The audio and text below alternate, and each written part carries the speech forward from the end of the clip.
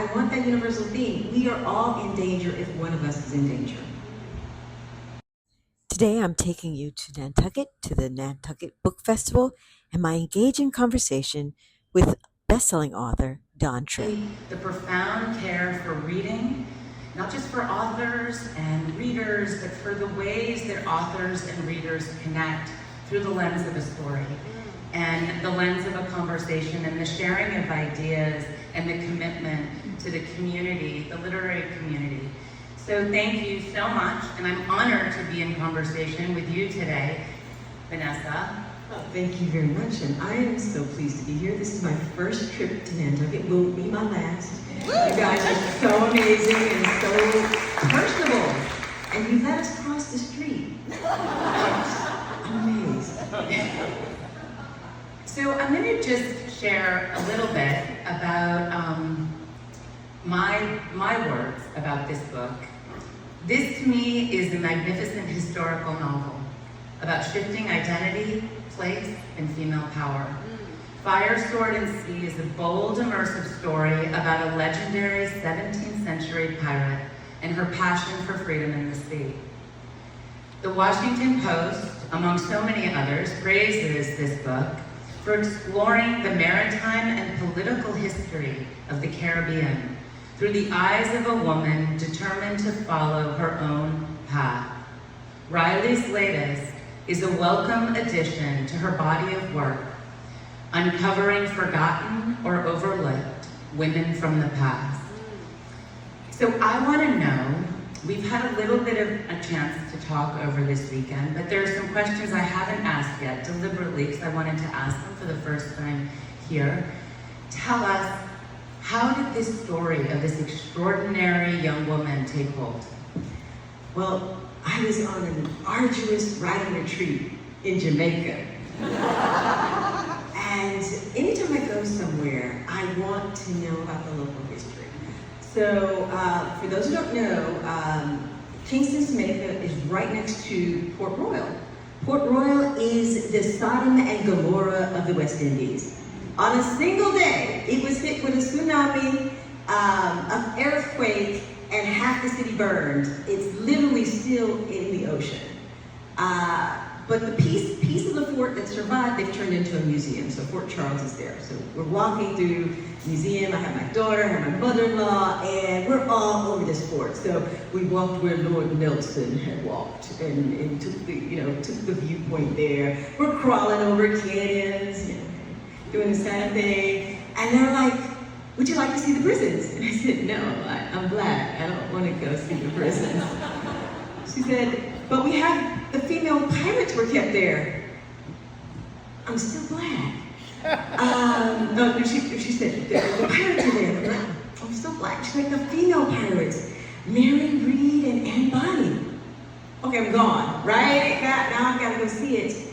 And this joyous feeling that we've had all before changes immediately. We learned later that Mary Reed actually died there. And it was just a different feeling. I knew there was a story. And I don't want to get spooky on you guys, but sometimes you just feel there is a story there. And started doing some research, and the name Jacquot de la Haye comes up. And I find this girl, literally, she's a girl, she works in her father's tavern. She's a screw up, she's, rebellious. And somehow this woman comes from basically being a barmaid to a pirate captain, leading an integrated boat of men and women. And I was like, I have to know everything about her story. And just after that, I was gone. I was a pirate for a while. So one of the things that I love so much about this book is how meticulously it's researched. And I'm a bit of a stickler for that in historical fiction. Like, it needs to feel fluently real. So I need to be able to enter the story and feel like I'm entirely immersed in a world and with the kind of telling detail that brings a place to life, a time to life. And yet, what you also manage to do, this is a story of adventure. So you are a master storyteller. You have an incredible sense of pace, arc, narrative drive, and yet every detail is so precise and it rings. So tell me about that balance between research and how you did this research of a woman who, by many accounts, is only a legend. Yes. So whenever you research women, particularly beyond 2000, if you go far back, it's very difficult. I guess we had better things to do than to write stories and diaries and whatnot. I mean, we are so fortunate to have Anne Frank's diary so that we could get that viewpoint of her lens. So what often happens for these women, I have to look at their friends. So Michelle LeBasque, a famous pirate, is one of her friends. Anne Devere, a pirate woman who marries Lawrence de Graaff, who's the richest pirate during this time frame. They are all friends, so it's almost like sometimes people want to erase the women who did these, call them legends, because they couldn't have possibly have done all these amazing things, but yet she's friends with this real person, and she's friends with this real person, and she's friends with... I leave it to you. That's why in every one of my books, I do an extended author's note so that you could see behind the scenes all of the kind of decision making I had to in order to come up with this story. I also have an extended bibliography, so if you want to translate the French, you go right ahead. But there's a hurdle for women and women of color, Black women. When I started writing, people didn't assume that we could get into such rigor. And at the same time, I know this may be the first time somebody is pouring into Kingston or Port Royal or Portugal, and I want it to be as authentic as possible. So I want to get the details right. I want you to feel like you are safely on that boat with your boat, that you're a crew member, and that you've got a mission that you have to do. So it's a delicate balance of all the different details that make it feel real and authentic, but yet not a science project, because I will take you into some weeds, and so you're battling yourself, but the story has to win. You didn't pick up an encyclopedia. You picked up a story that you want to be transported, and that is my first and ultimate goal. So to your author's note, to the point about your author's note, the author's note comes at the end of the book. I highly recommend, when you get this book, that you actually read the author's note first. Because to me, it is such a frame for how you choose to interrogate history. And and there's a line in there that I want to kind of unpack a little bit with you. You write, chattel slavery was the universal standard of wealth in the 1600s. While anyone from anywhere could be enslaved, the harshest and most brutal form of enslavement were reserved for Africans. That quote, I went back through after I read that at the end of the book, and I read the book again. Because I wanted to understand, the landscape that you had created, the world of a place that you had created. And you don't just create a place in a seasonless way. You create the turns of season, the sort of the wetter seasons, the dry seasons, the smells. We're so in that world. And yet you're also interrogating the politics, the parameters, the human dynamics in that world that form so much of where we are today. And I just was wondering if you would talk about the way those themes, and the way the age of slavery really kind of drove your passion to tell her story. Because you also write, there's a line in the book, not in the author's note, where you talk about how skin color does not offer any protection for a woman. Yes. So Jacquot, in this world of the 1600s, women have only two places. You're either a wife or a wench, or as a friend said, a hoe or a housewife. That is it. You marry well. Jane Austen got it exactly right. That speaks to the mobility of your children, it speaks to the level of education your children can achieve. It's all about marrying well. But Jacoda's working for her father, and she's hearing all these stories of the pirates that are coming in. And they're spending large sums of money on the food and the ale, and she's hearing these stories, and she wants more. But I take pains in the book to show that all these women want more, but everyone is endangered. At that point in time, the French was trying to defeat Spain in colonizing the West Indies. So they would literally have an agreement with the king to steal French women off the streets. They would take them from the prisons first, then they would steal them off the streets. They would shackle them and throw them in the bottom of, does that sound familiar? French women, this is happening too. And then for 3 months, they're in the bottom of a boat, very little light. They get to Tortuga, and their choices are, you're either going to be sold as a wife, or you're going to be sold to the brothels. That is enslavement. Is it as bad as child slavery? Some would say yes. But their children would be free. That is one of the distinctions with chattel slavery. You are born into the system, you will continue to be in the system until somehow you are paid for and you are bought, made free. There are instances in the book, because I don't want to give spoilers, but enslavement of various forms affects everyone, because I want that universal theme. We are all in danger if one of us is in danger.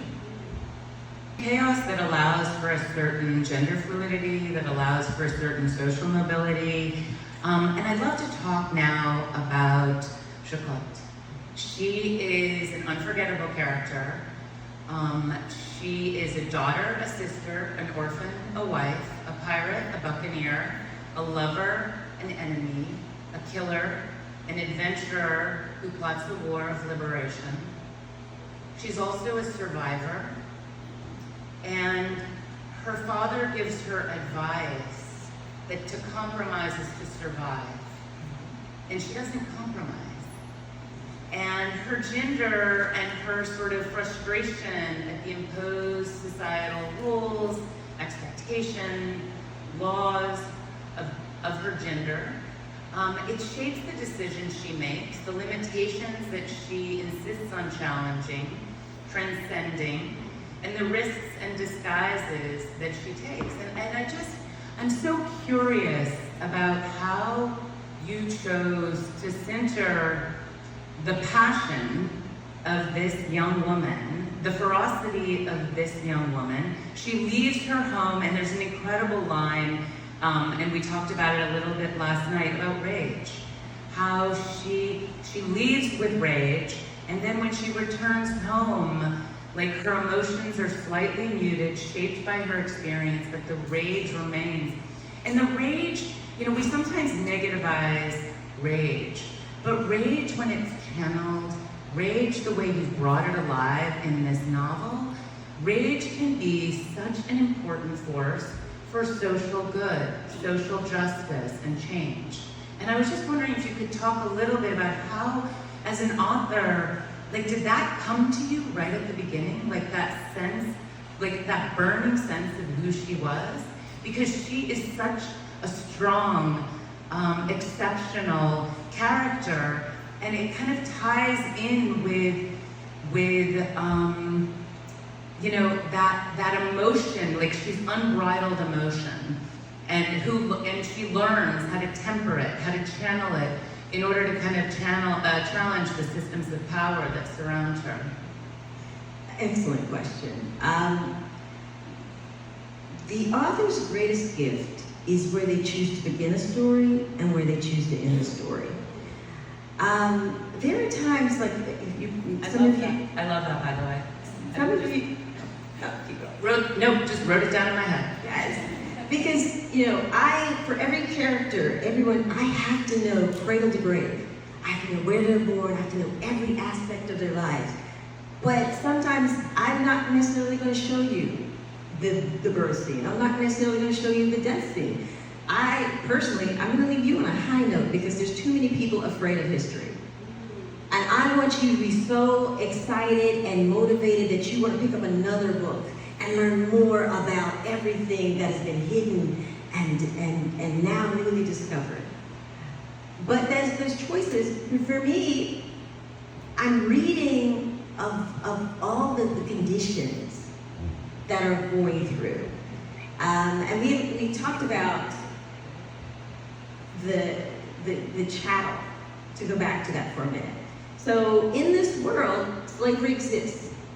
There is a TikTok where there's a young man, they asked the class, what was the most traded entity in the 1800s? And he raises his hand, and the teacher goes correct, because the young man was African American, right? I am doing this research, and in my hubris, I find, first of all, pirates had a chance to actually write letters. Some of the most amazing letters I've read were when some of the pirates are apologizing to the British Navy for stealing the ships. I thought that was just a fascinating thing. But I'm reading one of the pirates' manifestos, and there are 16 guineas, pewter vase, 17 guineas, silver urn, something like this. And I'm like, wow, that's a lot of money for these items in this time frame. And I just kind of packed it away. Henry's letter to the British Empire, and he's talking about Guinea as in the whole of Africa. I had assumed that those 17 guineas were the silver coin in London. And I should have understood, yes, even though the coin is developed in 1610, but every other thing that I've read in the Caribbean is all Spanish real. Spain is running the economies down there. You want pieces of Spanish money. So I go back to that letter, and it's 17 guineas, as in 17 people, for this pewter urn. 15 people for this silver vase. When pirates stole, they couldn't keep the objects they stole. They had to convert it into some sort of currency, and the universal currency is enslavement. It changed. There was a rage that I read a lot of history. There was a different level of rage in me that I hadn't recognized. Probably need therapy for it, but that's a whole other story. And at the same time, I'm writing this book. I don't want it to be an angry book. I want it to show, because you miss something if all you focus was on the anger. And even in somebody's worst day, there is always moments of joy and hope. And the strength of Jacquot to survive all of these various things, navigate all of these power prisms, and to keep moving. I wanted that to be the thing that you take away. So it's a careful balance of presenting the history, but also presenting the humanity right along with it. And my last question, because I want to make sure that we open up to your questions, is you just talked about how the choice a writer, the sort of greatest gift that a writer has, is deciding when to begin the book, when to end the book. This book begins with a passage called Twilight, and it ends with another passage called Twilight. And I love that so much, because the journey that you tell of this young woman and the age that she lives in, and the relationships that she forms, that she loses, the love, the adventure, and the hardship that she faces, the realizations that she comes to that sober her, that she learns through and drives forward. Like, this is a story of a young, fierce, flawed woman who has to learn what it is to live in the between. Okay, that was beautiful. But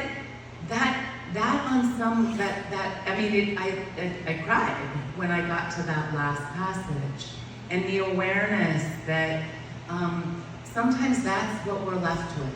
We, in a way, yes, it ends on a higher note and a sense of kind of there's a resolution, and loose ends are what we live on, right? Absolutely. When you sculpt a novel, you know, in your first time when you're writing it, you don't necessarily, you feel the themes, but you don't really know the themes. When you start revising it and cutting off the chaff, you see the silver nuggets. And for me, time was a very big thing when I was writing this book. And I didn't realize there were 2 twilights in every day.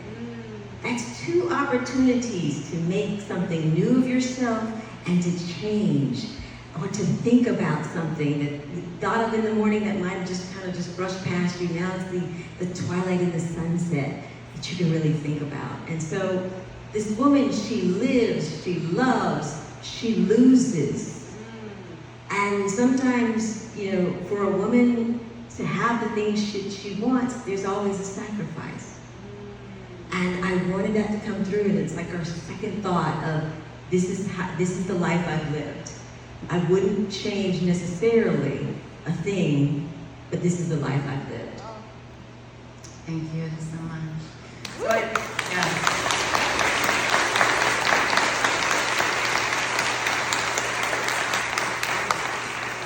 So So I know you have questions. There must be questions.